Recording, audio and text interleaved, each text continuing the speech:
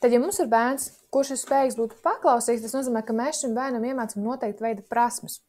Un šīs prasmes iet visur cauri ikdienā, gan tajā, kā bērns, piemēram, vēlas mācīties, kā viņš spēj socializēties, kā viņš veiks savas ikdienas rutīnas, kā viņš risinās problēmas situācijas.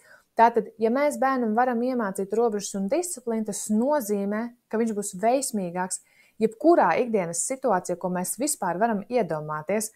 Un tādēļ ir ārkārtīgi svarīgi, ka mēs saprotam, kas ir robežas un disciplīna. Un kas ir interesantākais, robežas un disciplīna nav tāda primārā lieta, ko mēs bērnam mācam, bet robežas un disciplīna izveidojas kā tāds gala rezultāts no tām ikdienas lietām, ko mēs darām. Ja bērns ir nonācis kādā situācijā, un mēs viņam palīdzam to situāciju atrisināt cieņpilnā, atbilstošā veidā, piedāvājot prasmes, tad mēs viņam iedodam spējas un zināšanas, kā tajā situācijā ievērot citu robežas un būt disciplinētam.